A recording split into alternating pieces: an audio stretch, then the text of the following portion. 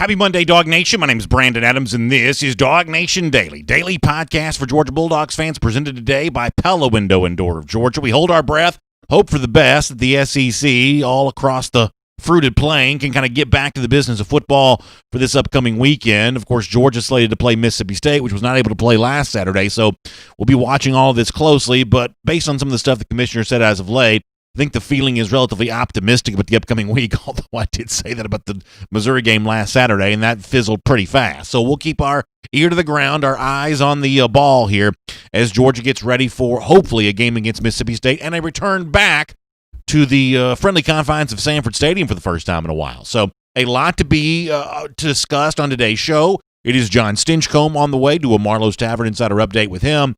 We'll kind of set the stage for why Georgia still, I believe, has a lot to play for here in 2020, can do some great work to set the stage for the following season. I'll try to explain in detail why that is true, and we'll talk about the ways in which Georgia fans made the most of kind of a weird sports weekend, and we'll dive into some of the Will Muschamp coaching rumors as well. So it is a very busy show, and we are very glad to have you with us for it as DawgNation Daily, the daily podcast for Georgia Bulldogs fans presented by Pella Window and Door of Georgia, begins right now.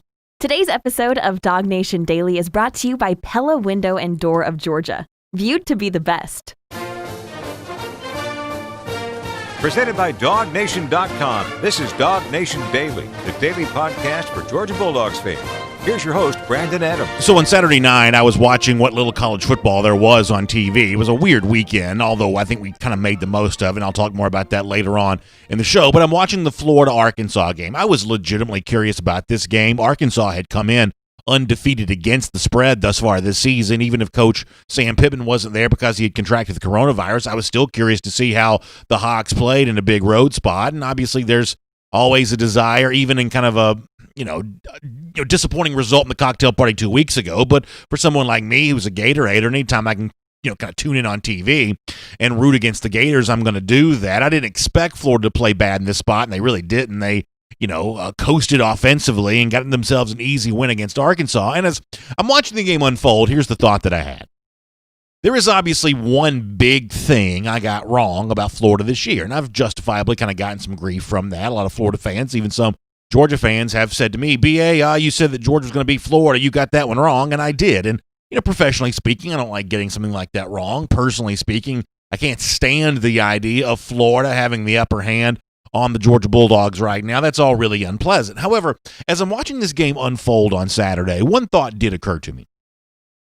As much as I got the big thing wrong when it comes to Georgia-Florida, the fact that I didn't think that Florida was capable of beating Georgia this year, and they did, there is a lot of little stuff that I've kind of gotten right about Florida, and I think that matters. And if you go back and kind of re-listen to some of the things I said weeks after weeks after weeks, even into 2019 season, there was one thing that we were pointing out about Florida that turned out to be true and really relevant, I think, for Georgia going forward.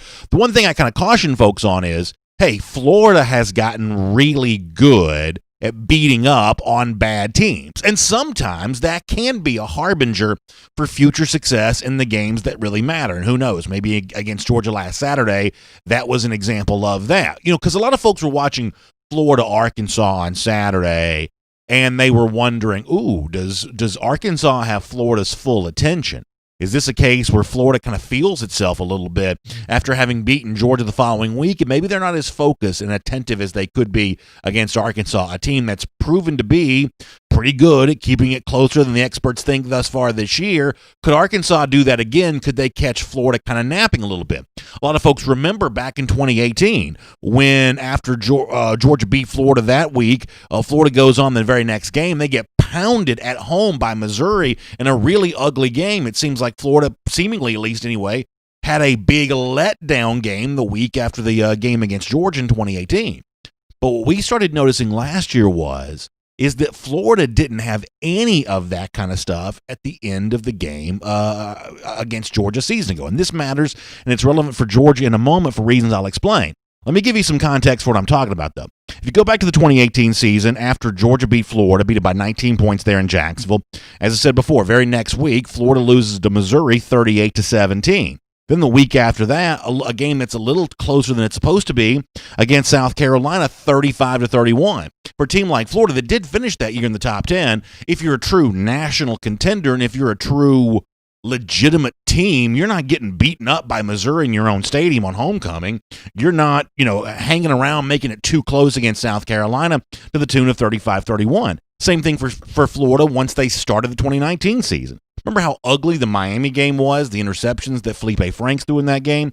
Florida only won that game 24-20. If you're a really good championship contender, you're beating Miami by more than 4 points at the start of the 2019 season, to say nothing of the Kentucky game, which was also a little closer than it should have been back in 2019. But after the Georgia game last year, something changed for Florida. A switch kind of got flipped, and all of a sudden Florida was not playing around against lesser opponents anymore, because the game immediately after the Georgia game for Florida last season was against Vanderbilt. And a lot of folks had kind of wondered. Vanderbilt had some success, at least compared to the point spread, against Florida. They had been good at making those games closer than they were supposed to be. They had been good at kind of making it ugly against the Gators. Some folks wondered last year, would Florida be able to handle Vanderbilt easily, or would Vanderbilt find a way to keep this one closer? Well, the answer was resounding. Florida won that game 56-0. Also beat Missouri the following week 23-6, making that easy. Easy win against Florida State, and that was the way the 2019 season concluded for Florida, including a win against Virginia bowl game. To start the 2020 season, once again, Florida's just beaten up on lesser opponents. They go on the road to Ole Miss, win that one 51-35. Easy win against South Carolina. Did lose to Texas A&M, but other than that, easy win against Missouri. And then, of course, the Georgia game that happened last Saturday, and they pick up right after that by beating Arkansas. The point here is that the success that Florida is enjoying in 2020 was seemingly predicted by the way that it ended 2019. When Florida had nothing to play for, it still played. When Florida had no championship to achieve, it still went out there with a little bit of a bad taste in its mouth, and it beat up on lesser opponents. It didn't play around, didn't mess around. It went out there and vanquished those foes. It started the 2020 season with the same edge, and by the time they arrived in Jacksonville a couple of weeks ago, I think most of us would say, wow, we're seeing a better version of Florida than we saw in 2019 or we saw in 2018 in the first 2 years of the Dan Mullen era at Florida. Now, the point I'm making here hopefully is an obvious one, because I think for a lot of Georgia fans, you're left to wonder, well, what is Georgia now playing for? They've lost their big game against Florida. Georgia's chance at a championship are all but non-existent at this point in time. What is Georgia playing for? Well, I think there's a similarity to what Georgia can find to what Florida found at the end of last season. But before I tell you more about that, let me let you hear from Georgia coach Kirby Smart about what he believes Georgia is still playing for as it tries to get back to football this Saturday, hopefully against Mississippi State. Here's Kirby Smart on that topic. Your competitor. I mean, if you have a competitive nature about you, which most good football players do, it's about the program. It's about the seniors. It's about leaving your legacy. It's about the number of wins your senior class can have, about the bowl opportunities you have. It's about us. So I agree with everything that Kirby Smart's saying there. There is some legacy to be played for. There are some extra credentials to be added for Georgia here this season. But there's something that Smart doesn't say there, which I think is also doubly true. I think much the same way that much the same way that Florida proved itself as a championship contender at the end of last season by how much it kicked around lesser opponents, it'd be kind of nice to see Georgia do the same thing over the course of the remainder of the 2020 season, just given the fact that most of the teams that Georgia's going to be playing the rest of the way, at least on paper, appear to be greatly overmatched. And to be frank here, this is something that Georgia really has not been doing very much as of late. For a while, there was a nice streak being put together for Georgia. In the 2017-2018 season, Georgia was winning all of its games against SEC opponents by more than 2 touchdowns. But somewhere along the way, that just kind of ended. The Kentucky game last year was closer than it was supposed to be. Georgia lost outright to South Carolina. The Texas A&M game last year was a little closer than it was supposed to be. Even the Kentucky game this year, a couple of weeks ago, that was just kind of a little bit closer overall than it was supposed to be. In some cases, it doesn't matter, and sometimes, and we'll hear from Smart on this topic later on the show, maybe it's the idea of, well, we didn't have to do more than this to win this game, so therefore we only did what we needed to do to get out of here with the win, and maybe that's all fine and good, and maybe that's plenty. But the truth is, Florida scoring big points, beating up on lesser opponents, would seem to have been the on-ramp to the improvement that made Florida, all of a sudden now, a legitimate contender to seemingly win the SEC. So if you're curious what Georgia is in 2021, the way that Georgia finishes the 2020 season might give you a little bit of indication of that. And therefore, a game against Mississippi State on Saturday that in some respects seems not to really matter. The Maroon Bulldogs are awful. Georgia's a 24-point favorite in the game. It might seem like a yawner. It might seem like a snooze fest, but let's not forget. Georgia was a 24-point favorite against South Carolina a year ago and lost the game.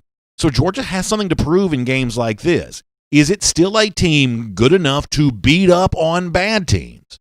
If it is and can prove that in the remaining games this season, beating up on those bad teams might end up being a precursor for actually beating some good teams again once the 2021 season rolls around.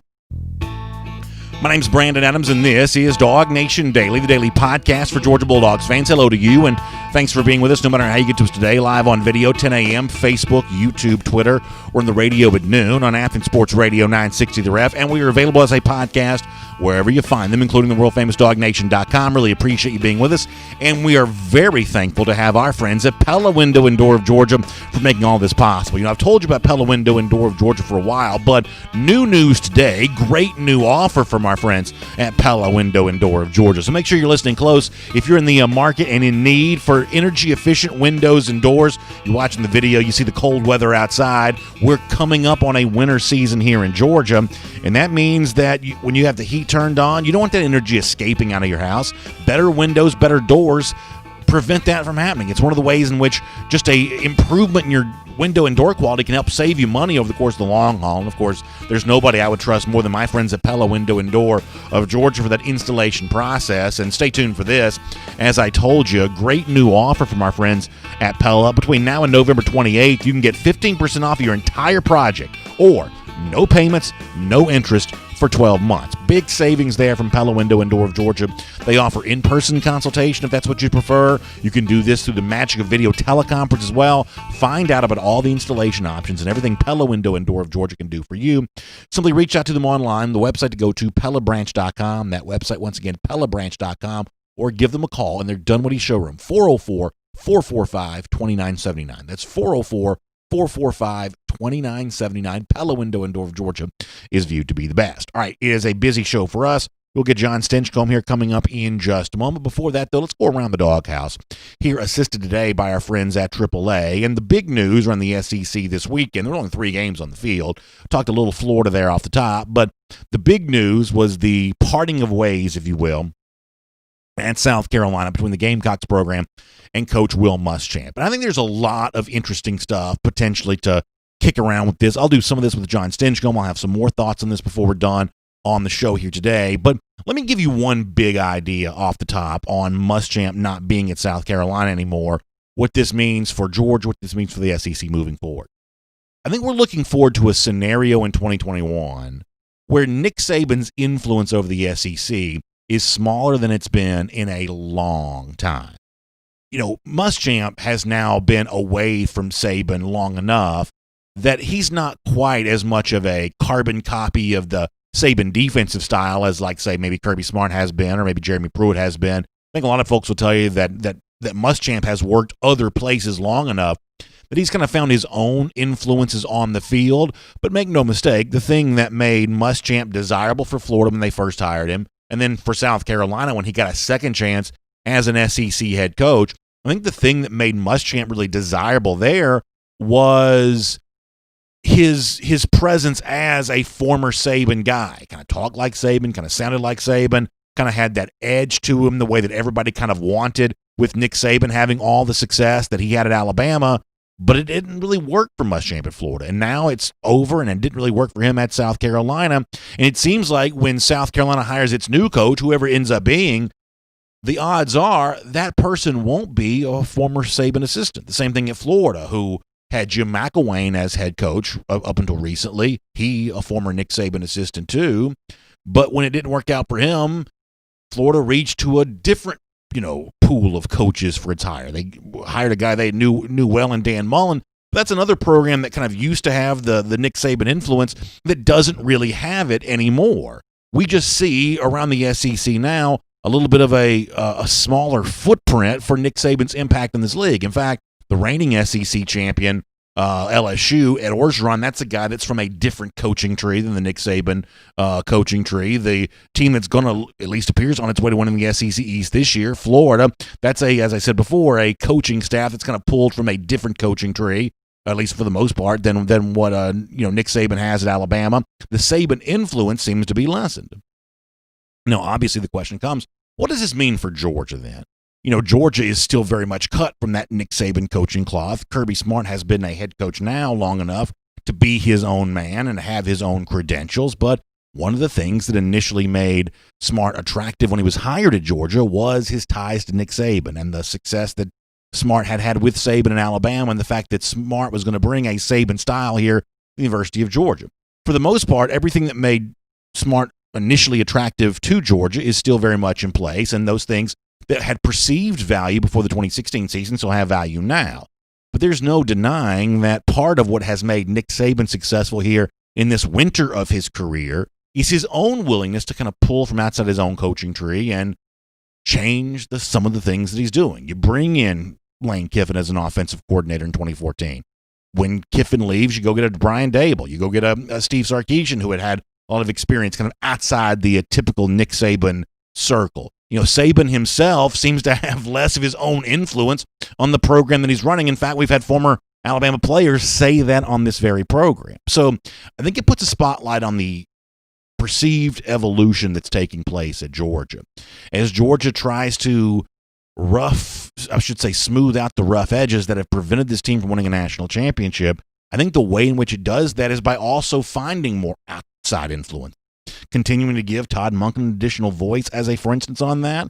There's going to be less of Nick Saban around the SEC next year than there has been in quite some time, and a little less of the Saban style at Georgia. That's probably a pretty good thing, too. It's Around the Doghouse. It's assisted today by our friends at AAA. Great to have them as a part of the program. I do love that legendary roadside assistance that AAA is famous for. I also love the money they're able to save. They can save you money as well with the AAA Savings Hack Pack. It's a combination of benefits that's worth more than $1,000. It includes free career assistance, identity theft protection, up to 85% off prescriptions, and discounts on food and essentials as well. It comes with every AAA membership, so make sure you go to this website to find out more about it. It's AAA.com/Go Savings. AAA.com/Go Savings. You can find out all about the AAA Savings Hack Pack. All right, I'm going to have more on the Will Muschamp and the coaching rumors that are popping up around that before we're done today. It's actually my favorite time of year. I love coaching rumors. There's going to be some juicy ones involving the potential replacement for Muschamp there at South Carolina. So we'll do that later on. Also, more of Georgia getting back to football here before we're done.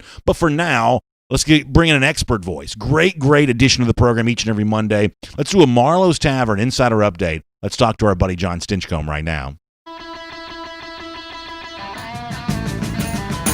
From Athens and across the SEC or wherever the recruiting trail may lead, here's a DawgNation.com insider. No Georgia game to break down from the weekend, but still looking forward to talking to John Stinchcomb as we do each and every week as a part of our Marlowe's Tavern Insider Update. John, if you don't mind, let me bring you in on what I was just discussing a moment ago. Big story in the SEC over the weekend, the parting of ways at South Carolina with its coach, Will Muschamp. Muschamp got the big win against Georgia last season, but hasn't had much success other than that in the last couple of years. What did you make of the decision for the Gamecocks to move on past Muschamp? Clearly this is a program that wants to kind of swing for the fences here, and I guess it kind of remains to be seen if South Carolina is truly capable of doing that. Well, the first thing that jumps out to me is $13 million. Yeah. You're paying a guy $13 million to walk out the door, and I think that's where we're at in the SEC. I also think that it's noteworthy that it's yet another defensive-minded head coach that wasn't able to find success. Now, I think South Carolina arguably might be the toughest school that thinks they should be able to compete, but yet I don't know if they have the resources to be able to play at the same level that Georgia and Tennessee does, at least in the East. So that's a challenging spot, but yet another defensive-minded head coach goes down. I think that's a really interesting way to look at that. And obviously, if you want to go back to Muschamp's time at Florida, he was recruiting really pretty well. I mean, up until recently, I would say that Muschamp was out recruiting what Dan Mullen has been able to do. But as you said before, as a defensive-minded coach, that offensive coordinator hire, that selection of the quarterback, he could just never quite get that right. Kind of failed with Kurt Roper a couple of different times, kind of missed on quarterback a couple of different times there. I do think had he been lucky enough to have Mike Bobo for longer than a few games, I do think Bobo eventually could have provided him some stability that he had not had on the offensive side of the ball. But I think it is a reminder that when you have the defensive-minded head coach in the modern times of 2020, all you've really done as a program is outsource the most important decision that's going to be made. You can either make that decision when you hire the head coach, or you can hire someone to make that decision for you. But finding quarterback, finding offensive system is the most important decision any football program makes, and it's just a matter of, do you want that to be the head coach, or do you want someone else as a head coach to make that decision as a top lieutenant? There's no doubt that's what matters more than anything else right now. It did amazing. I wonder how different it might look with Mike Bobo having another year as the offensive coordinator at South Carolina, because I think Georgia fans had a little buyer's remorse once he left. There were plenty of naysayers when he was at the helm, but you look statistically, and he was an outlier during that era. Now, since offenses have exploded with their abilities to move the football and score points, it may not look as impressive, but when Mike Bobo was the OC at Georgia, statistically, they were one of the best offenses in the country. And I think given time, he would be able to kind of develop and cultivate a much better offensive attack than what we've seen out of South Carolina in these past few years. But I think the fan base, to say the least, at South Carolina had reached that point of saying, I don't care. Right. We just want to move on. But it's interesting to think what might have been for them a year down the road with Bobo having the ability to bring in some of his own guys and recruit and cultivate an offensive identity. But alas, that's not the situation that's going to play out in South Carolina. Well, it's also kind of an interesting wrinkle in that when Bobo lost his job at Colorado State, when he was moving on from there, there were kind of rumblings and grumblings of would he get back involved in Georgia, and I guess their tastes may vary in terms of how serious those conversations behind the scenes may have been, but it kind of prevents Bobo seemingly ending the way that it does at South Carolina. The comparison that could have gone on with the guy that Georgia does hire, Todd Monken, and what Bobo might have been able to do, because I totally agree with you.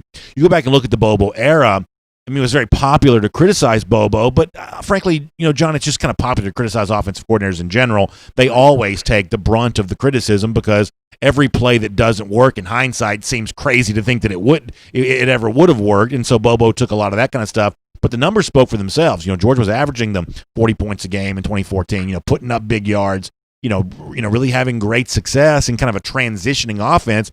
Bobo was kind of making that move to a little bit more of the spread style stuff before he moved on as Georgia's OC. So in addition to what he once was at Georgia, there was also the possibility that he could have returned to Georgia here this season, and for whatever reason that didn't happen. No, yeah, you're exactly right. And here's what I hope happens is I hope we give Todd Monken a chance to kind of develop and cultivate his offensive identity at UGA. Now, we live in an era where nothing is permanent and everything is temporary, and there's high turnover, especially at successful programs. And I think you can point to the Alabamas of the world and Clemson and see the amount of turnover that they have, not only as players, but at some of the key coaching positions, coordinators, both offensive and defensive. And you see there's high turnover, but I'd love to see Todd Monken have a chance to kind of establish his imprint on what we're looking for at Georgia. I think we've seen flashes. Obviously, it's not been at the level that we would desire, but I'm excited. I still have an anticipation for more under Monken's leadership through this offense. I think obviously there's some handicaps and challenges that this year has presented that will need to be addressed in the long term going forward. But I've seen enough right now from just the handful of games where he's been the coordinator to think there's enough creativity and knowledge of the game and understanding the direction that there can be an evolution, and we're just seeing kind of the fundamental building blocks of what's to come, because there's probably a lot more on the other end of this. It is our Marlowe's Tavern Insider Update with John Stinchcomb.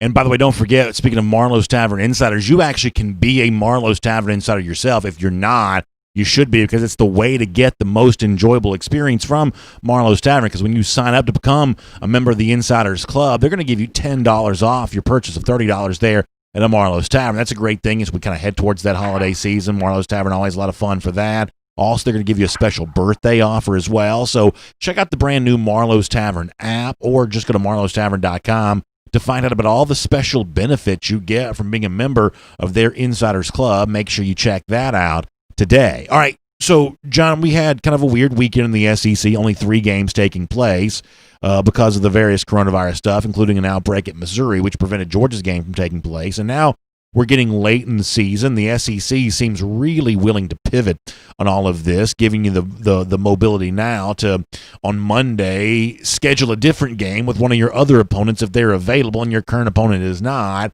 But, let's face it, given the huge number of postponements we had a week ago and what appears to be maybe the possible even of cancellation or so in the SEC. How concerned are you right now about the ability, given the protocols that are in place and everything else, to get all these games in and to have something at the end of December that felt like a successful run for the SEC?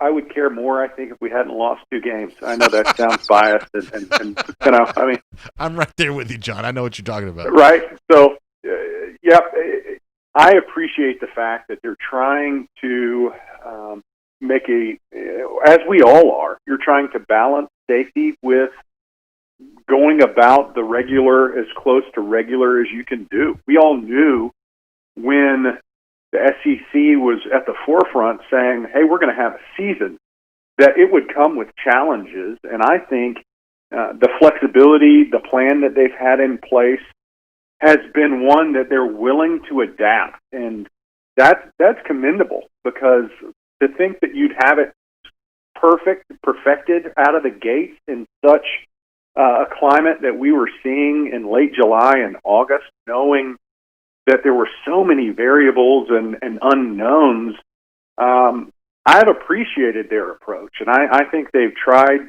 to put some protocol in place that is respectful of each team and the game itself, and also, and probably at the forefront of this, player safety. Now, I think the great thing is we've seen a number of, not just in the SEC, but across all levels, we've seen some athletes and coaches test positive and not had some of the more severe reactions that COVID could present. So I think we should be very grateful that that's the case, but also continue that cautious approach that health needs to come first, not only for the student athletes that are on the field, but the coaching staff and the staff at large that it takes to produce a high-quality game and atmosphere that we've come to know in years past as just a given, but it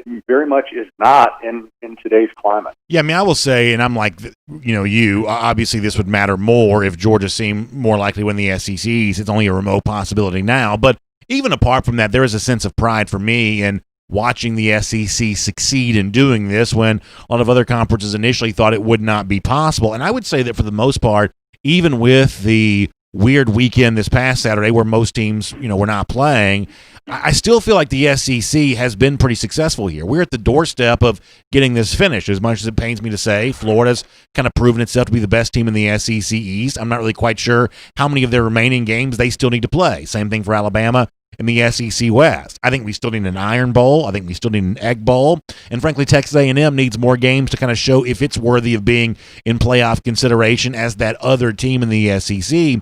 But for the most part, we've played enough football to decide the issues that matter most. And I would say The SEC championship is still in line, for happening. And then after that, we've kind of got a college football playoff that seems to be on the rails right now. So, or I should say on the rails. So, I think for the most part, this has still been in the midst of all of this, a scenario for the league this year that's been way more good than bad. And we've seen way more opportunities for football to take place than moments like this past weekend where football wasn't taking place. Obviously, I hope that Georgia's able to play all of its remaining games. But I do think reminding people that the SEC, for the most part, in a healthy and safe way, has figured out how to have a football season. I do think the league should be able to pat itself on the back a little bit for that, for what it's been able to do even up to this point in time.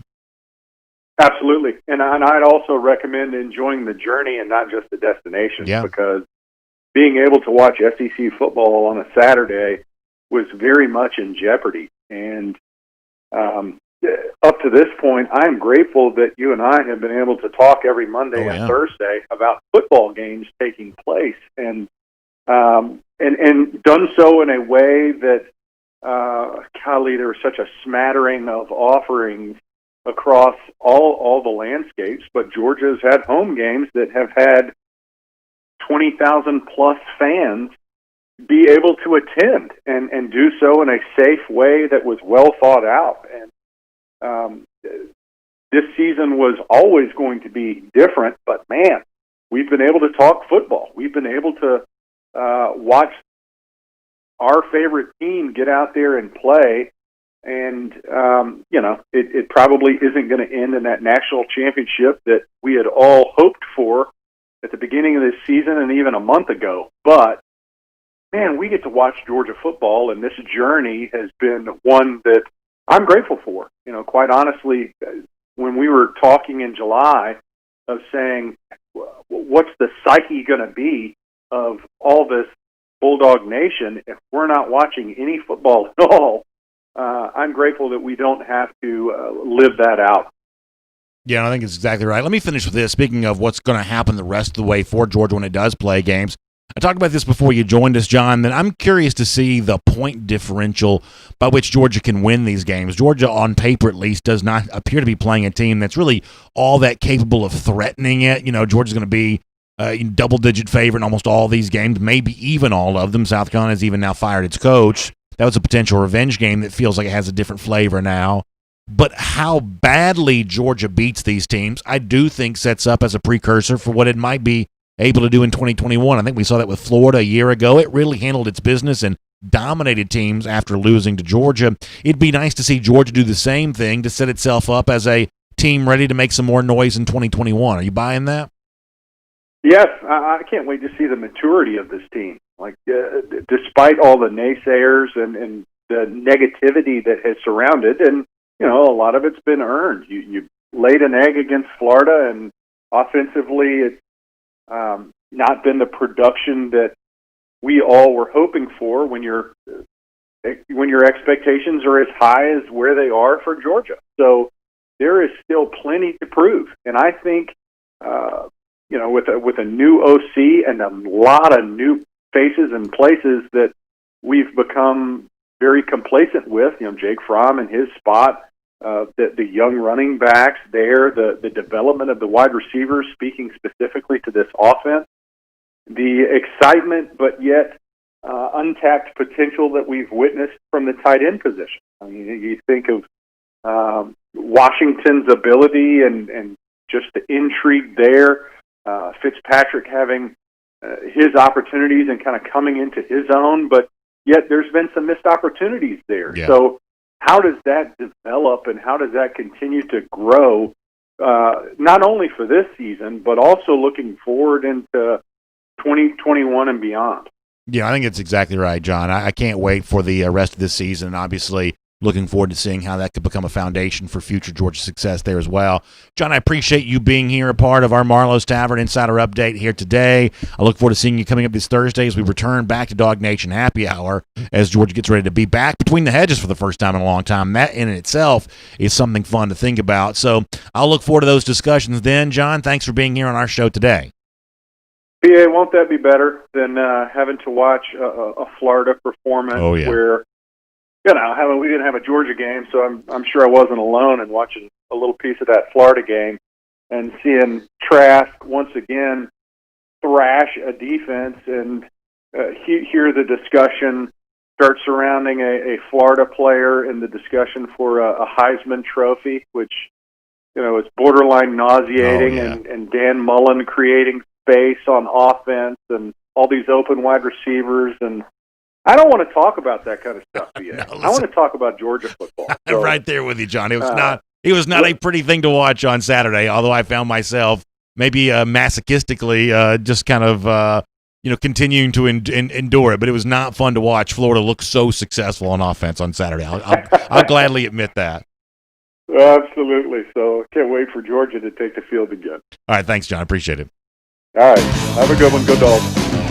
Let's take a look around the rest of the league. This is SEC Through. Yeah, John's good to talk to, and he's just fun. He has a great perspective as a former player and big fan of the Dogs right now. We'll see him Thursday for our DawgNation Happy Hour. I can't wait to do that. Let me also do a quick shout-out here as well. A lot of you have mentioned the fact that I've got the new shirt on here today. This is for my friends in Onward Reserve. Now, it's a little bit hard to tell if you're watching. Can we do magic of production here and let me go camera 3 here for a moment? Maybe folks can see this a little bit better here. So on my shirt, for those of you watching on video, these are the tiny little stand-up Bulldog logos. There is a bunch of them. Look at that. We're zooming in. My goodness. This is like a real show. We're like zooming in to look at that. So yeah, you can tell like the print here are like the little stand-up Bulldogs here. Well done. Don't get much closer than that. My complexion's not great. People are going to be seeing stuff they don't want to see if you get too much closer than that. But you see the Bulldog print here on the shirt from Onward Reserve. You're talking about that person to buy, and that's probably enough of the super close-up image of me. That's a horror show for the people who are forced to see that. The point here is this is a very, very cool shirt with the Bulldog print all over it from my friends at Onward Reserve. It's a part of a great selection of UGA apparel and, frankly, just kind of fall and winter apparel currently available when you go to onwardreserve.com. You've heard me talk about them before.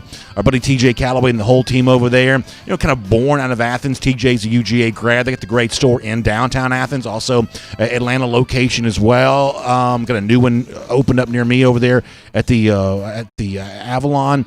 Just a really, really cool, authentic Georgia shopping experience. They've got great apparel, including the shirt that I'm wearing right now. If you want to find out more about them, just go to the front page of DawgNation.com. There's a link to Onward Reserve in there. And on your purchase today, and this is important to remember because we're all looking to save money as we head towards the holiday season, on your purchase today, when you use the promo code DawgNation, all one word, D-A-W-G, you know all that, use the promo code DawgNation, you're going to get 10% off on your order. So go to DawgNation.com, find the link right up there at the top for our friends at Onward Reserve. The shirt that I'm wearing today, that's available. All kinds of other apparel choices too.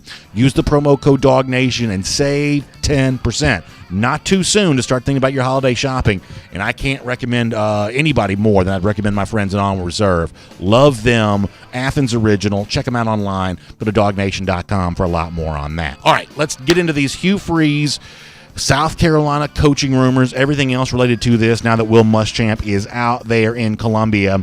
And, I mentioned the Hugh Freeze part of this because that's obviously going to be the big name here. And I have kind of a lot to say about this because we all know how embarrassing Freeze's past is, both his personal moral failings, and you can Google that if somehow you've forgotten, but most of you probably remember the NCAA stuff there as well. But I don't think any of that now makes Freeze unhireable for South Carolina. Now, I'm also a person that believes that character is destiny, that if you have character failings, it's not going to show up tomorrow, but it will show up eventually, that you will reap and sow on the basis of your own personal character. But I do believe the possibility exists that, for a lot of men, when they face the potential of ruin, embarrassment, financial ruin, everything else, some people do actually change. I think that's the thing that some people are kind of closed off to when it comes to Freeze. The possibility that he hasn't just rehabilitated his image, maybe he's actually rehabilitated his own character. Maybe he's done the hard work necessary not to make the bad choices that he's made in the past. I have no way of knowing. I'm not Hugh Freeze's agent. I'm not going to necessarily argue for that one way or another.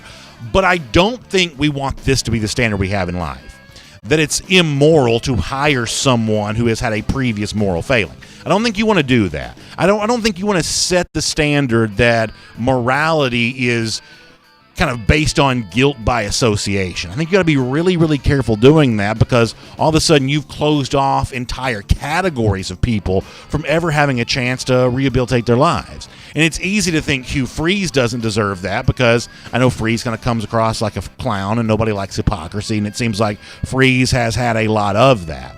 But I think you want to be real careful establishing guilt by association as the standard. Somehow South Carolina is immoral if it were to hire Freeze, who's had a moral failing in his past. I don't think that's the standard you want to set in life. If he's still apt to do the things that he did in the past, and obviously that's a problem, and only the people close to him can truly know that. Here's the one thing we do know. The success he's having with Malik Willis right now, got the Flames of Liberty in the top 25. Hugh Freeze can really coach. It would be a problem for Georgia and everybody else in the SEC East if Hugh Freeze was hired by South Carolina. Now, what makes this tricky is the athletic director, Ray Tanner, does not seem to be standing on the firmest footing right now. It seems like he's had some problems. He kind of is outside the mold of what has been pretty typical in college football as of late. Tanner is the former coach in a day and age in which most athletic directors are kind of more from the administrative vein. They're number crunchers. They're more likely to be CPAs than former coaches. Well, in Tanner's case, he is the former baseball coach. It seems like he may be kind of at odds with what has been a successful template for other SEC athletic directors. It'll be interesting to see how much power Tanner wields to be able to even make this hire. Obviously, it's easy to imagine a sports-minded athletic director making the Freeze hire, where if it kind of falls more to the academic people, like the university president, things like that, maybe the Freeze thing would be a little bit more distasteful. If you're a Georgia fan, I don't think you want Freeze at South Carolina. Not because South Carolina would overtake Georgia as a program. That's not what I'm saying. But any game in which you're facing Freeze on the other side, those games are just more difficult to win. Kirby Smart can attest to that himself, because Freeze beat his defense twice at Alabama in 2014 and 2015, and the number of coaches that have 2 wins over Nick Saban, it's not a very long list right now. In fact, is it Freeze and Dabo? Has anybody else beaten Saban more than twice right now? Who? Oh, yeah, Gus Malzahn, excuse me. How soon you forget. So the point is, the list is not very long of people who have beaten Saban more than once, but Hugh Freeze is on that list. As far as some of the other guys and that'll get consideration here for this job, it would not surprise me if Billy Napier wants to, and that's the coach at Louisiana, the Raging Cajuns, the guy who's had great success and seems to be kind of a sharp guy. He's worked at big programs before, been in Alabama, been places like that.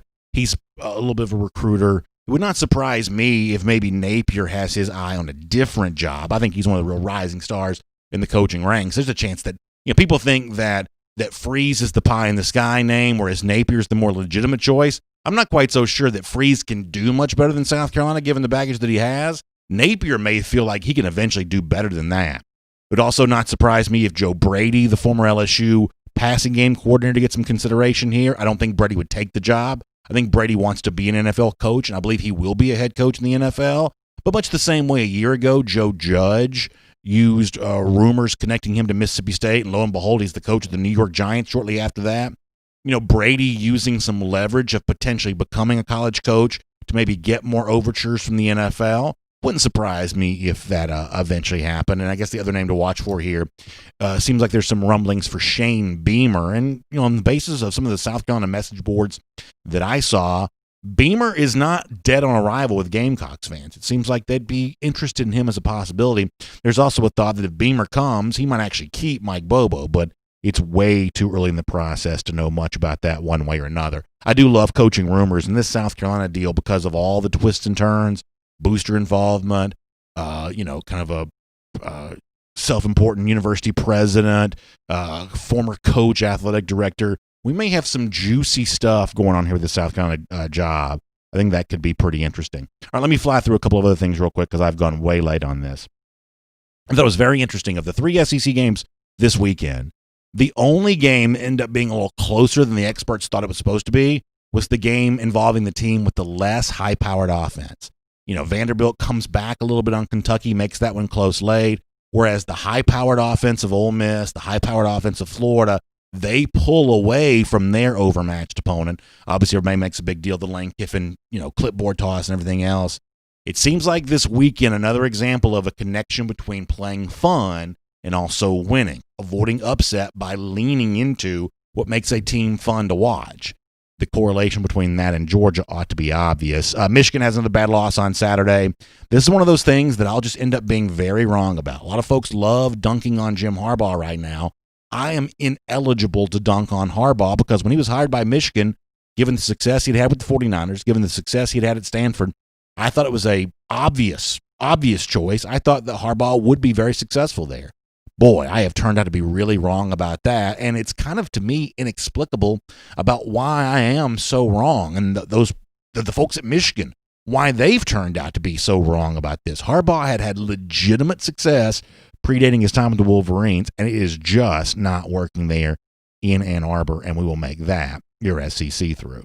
All right, here on DawgNation Daily, presented by Pella Window and Door of Georgia, I also kind of want to turn our attention back to the dogs here just for a moment. I saw an interesting quote from an ESPN story this week looking at all the teams in the AP Top 25, and the Georgia Bulldogs come up, the remaining schedule for UGA. Harry Lyles is the writer on this. He says, if there was ever a time to work on an experiment with the offense, this could be it, just giving the overmatched opponents that Georgia slated to play for the rest of the season. I think that's obviously true. You understand where the ESPN writer's coming down from on this, and it really kind of ties back to what we said at the beginning of the show, that how badly Georgia beats these overmatched opponents, how good it looks in doing so, is not necessarily just empty calories, because Georgia probably hasn't done enough of this in recent seasons. They need to flex a little bit against overmatched opponents. What you don't want to hear from Georgia after a Mississippi State or a South Carolina or a Vanderbilt, some of the stuff that we heard from Kirby after the Kentucky game, essentially explaining away a game that offensively just wasn't quite pretty enough. Here's a reminder from Kirby from back then. Internally, do you believe you're limited offensively? I do not. And I hope one day we get to show it. I hope we get an opportunity to, because we get to go against a pretty good defense every day.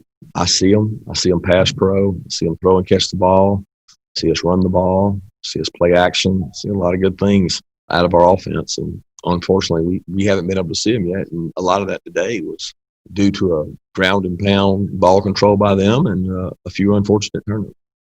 Listen, there'll always be reasons that an offense doesn't play quite as well as it could, but whatever those potential reasons are, you just hope they don't emerge against Mississippi State or any of the games the rest of the way for Georgia. And there'll be time in the next few days to talk about quarterback change and all the things that could, accelerate the offense performance even more. But I think the ESPN writer's correct here. I think that the opportunity exists for Georgia to put a little bit of a impressive point differential together, to do at the end of this season what Florida did at the end of last season, and maybe it can be the same kind of precursor for future success. It's not nothing. It is something at least worth paying attention to. By the way, quick shout out to our friends in the Masters. Unbelievable video they did on Saturday of the lone trumpeter from Sanford Stadium and the UGA Redcoat Band. This was just one of the coolest videos I'd seen, and just a great way to embrace the weirdness that was this past weekend. I enjoyed the Masters. I was glad to have it. Goodness knows there wasn't a lot else to do in college football. So good job by the Masters. Good job by the Redcoats. We'll see you tomorrow at DawgNation Daily, presented by Pella Window and Door of Georgia. And on video, time now for our R.S. Andrews cool down. We appreciate all of you being here as Georgia gets back to football today. And we'll keep our fingers crossed. I'm obviously going to keep a good positive vibe on all of this, but I certainly hope that Mississippi State figures out its coronavirus thing. The rest of the SEC does there as well. Because while the league can call its season a success, even if it does have a couple of cancellations the rest of the way, I think for Georgia fans, it would be really disappointing not to get all of these games in the rest of the year. You just want to see your team play. So I am selfishly here hoping to get a chance to see that from Georgia. And by the way, we'll tell you more about this throughout the week. Our buddy Dari Payro was featured from R.S. Andrews. I tell you about Dari from R.S. Andrews all the time. He was featured on ESPN's College Game Day on Saturday. I've got a picture of this. I don't have it ready to show you today, but we'll make sure we get that up and running for you tomorrow. Good stuff from Dari on Game Day this past weekend. So we'll tell you more about that later on. Let me go to Facebook first. We'll get a couple of comments, and I'll go YouTube after that as part of our R.S. Andrews cool down, and then we'll rock and roll and get out the door here on a Monday. Michael Webb says finishing well this year can be a springboard for next year. not unlike how a hoops team going to the NIT has been known to be a precursor to the NCAA bid the following year. That's right.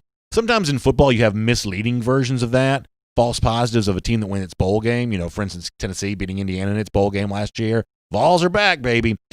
Texas beating Georgia in the Sugar Bowl didn't exactly work out that way. So sometimes in one game, especially if it's a postseason game where there's just a kind of a weirdness around it, one game sometimes can be a false positive, a misleading scenario. But a series of games to close out a year, I think, can be a little more predictive of that, much the same way a tournament run might be. I think you're right about that.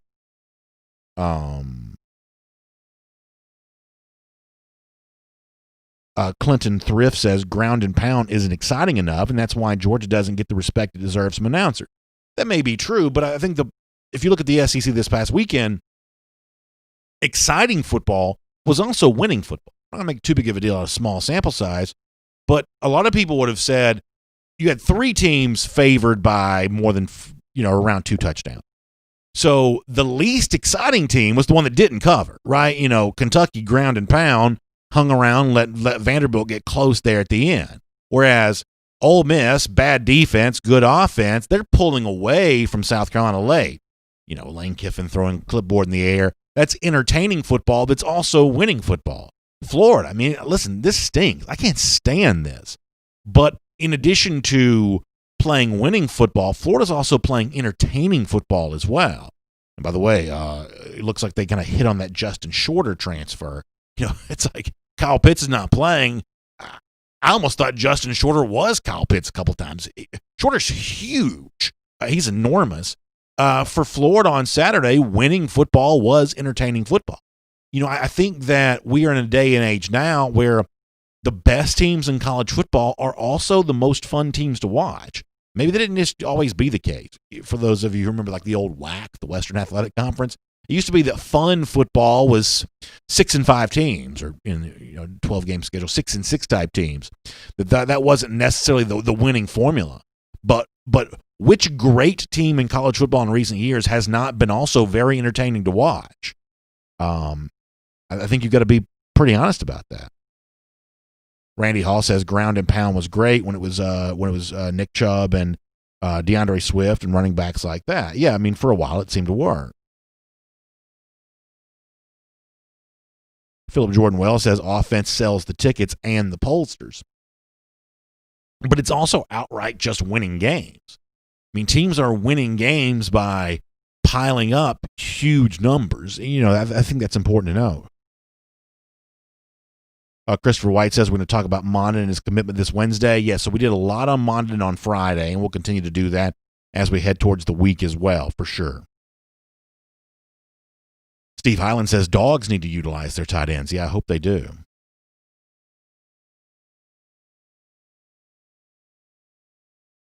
Gary Holt says defense and coaches not lasting very long anymore.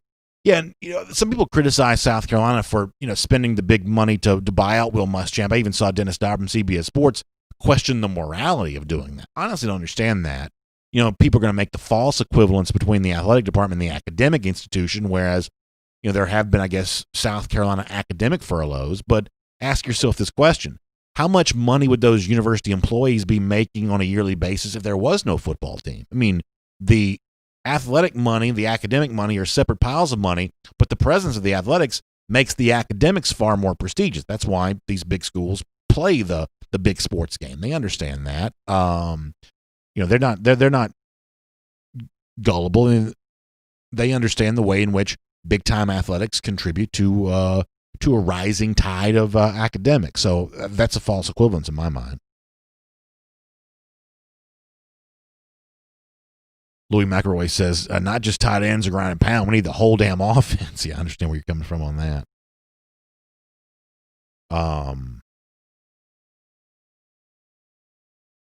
P. Rich on DeAndre Baker. Yeah, I saw some news on that. I don't quite know what to make of all that, but I guess I'm happy for him. I guess I really don't even know what it, I saw some of that. I'll say that.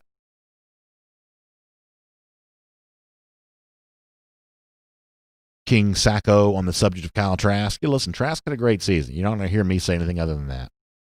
You're not going to hear me say anything other than that. William Perry brings a pretty good point. This is the second time that Georgia won't get a chance at revenge on Muschamp because of him getting fired. That's pretty interesting. Pretty interesting. Pretty pest management. Very funny from him. GB2 asks a really good question. He says, let's say we get a quarterback change. What would we say would be great stats for the new quarterback at the end of the year? I'd say 60% completion, 15 touchdowns, and under 5 interceptions. So you're only talking about, let's say that's 5 games.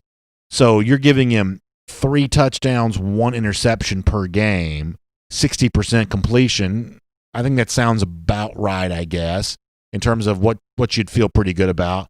What I think is going to be funny is, and pardon me for being cynical for like 2 seconds because I'm really trying to work on not quite being so cynical, but here's my 1 degree of cynicism. Let's say you pulled up, hold on 1 second. Let's say you pulled up some numbers along these lines. Let's say that first game against Mississippi State, let's say JT Daniels plays this Saturday, and he goes 16 of 27 for 238 yards, 2 touchdowns, no interception. You're going to have people telling you, this is the quarterback that Georgia's been waiting for. This is the guy that we'd heard about. This is the guy that I saw from a bridge for 30 minutes. This is the guy that Georgia is waiting for. But those are the same numbers that Stetson Bennett did against Tennessee. I think it's going to be very interesting to see how closely the Daniels numbers, if he does play this week, how closely they resemble what happened for Bennett second half against Arkansas, against Auburn, against Tennessee, and how different people treated, if it's a quarterback they perceive to be better, how differently they may treat essentially the same numbers. I think that'll be worth watching. Now, there's also a chance that Daniels just greatly eclipses Bennett's numbers, and if he does, we'll be very quick to credit him for doing that.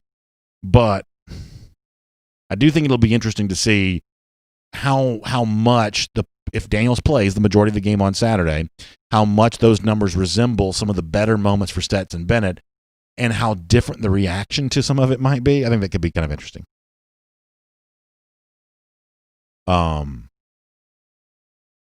Daniel Aldrich, also on the subject of Trask. Yeah, I think one of the interesting offseason stories is going to be, what Florida does bring back, how they reboot the program, and,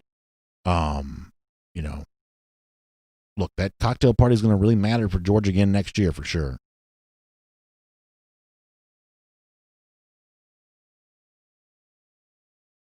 Michael Webb on the subject of what Will Muschamp does next. Yeah, I think this is pretty interesting too, because a lot of folks think that Muschamp may kind of establish himself as kind of like the kingmaker defensive coordinator.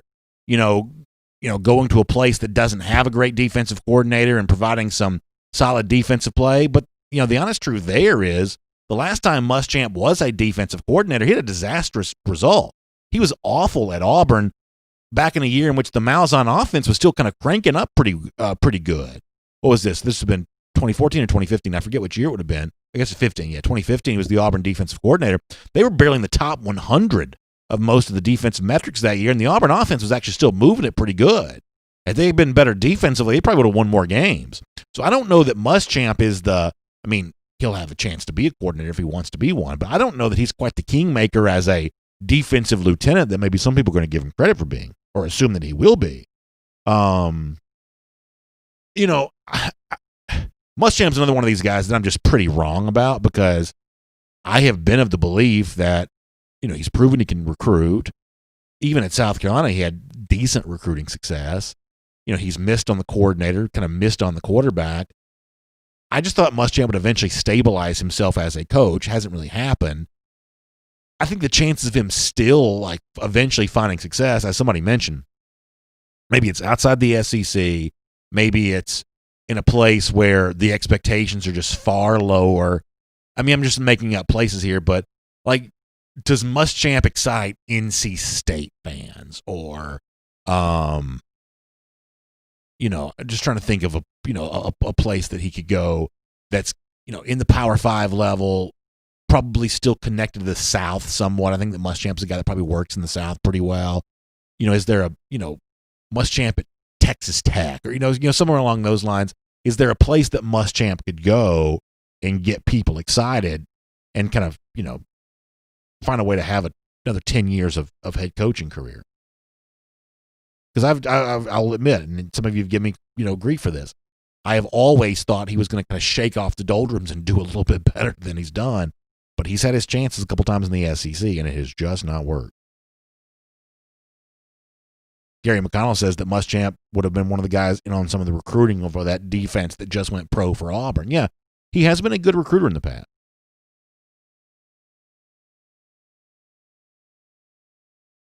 Matt Rugavina bringing back his Tennessee Home for the Holidays fight song joke. That's a good one, Matt. That's a good one. I really enjoy that one. All right, we're about to go. Give me about 2 or 3 more minutes. We're going to get off the air here. Hope all of you made the most of your weekend.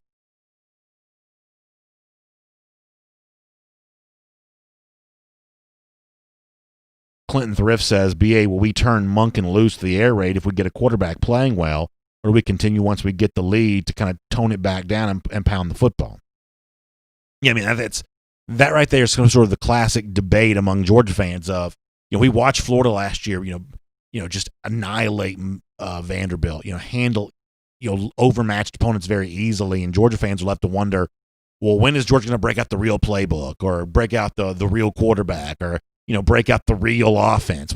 Georgia fans are kind of left to wonder that. I think, unfortunately, there's no evidence right now to suggest that Georgia is holding anything back. They're trying to do whatever they can to do to be successful. They're just really limited in what they're capable of doing offensively. Maybe a new quarterback, if we do get to see one on Saturday, maybe that changes things somewhat. But Georgia just kind of has been a bit limited there, and I don't know that's limited by choice necessarily, no matter what Smart says about that. Bruce Farmer touts for Stetson Bennett. I wonder how much more of Bennett we will see. Baracus Mills on the DeAndre Baker situation. Good to see that for him, I guess. Chad Buchanan still thinks that Muschamp's going to be on the Georgia staff next season. Maybe it happened. Maybe it does. Ro Hawkins, good to see you. Steve Schaffini says, we're just going to wait for that third loss to bring out the, quote, real playbook. I understand what you're saying. Or maybe you're saving it for 2021 all the way around. What else? Brady Pest Management says, I asked Santa for a running back, a wide receiver, quarterback, and some offensive coaches. Yeah, I understand where you're coming from on that.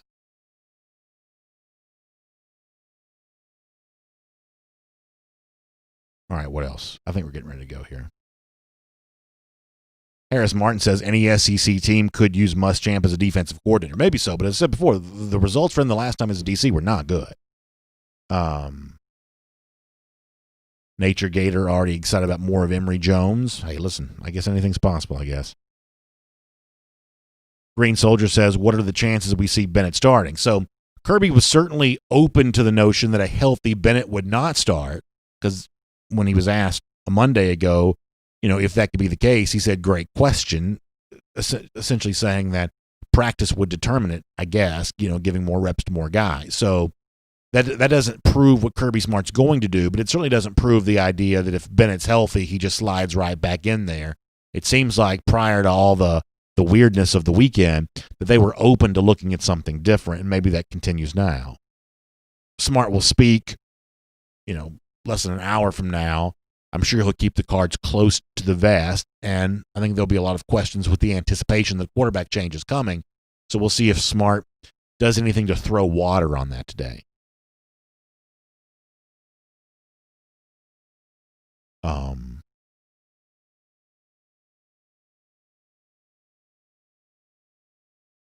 right, we're going to go. Good stuff all the way around.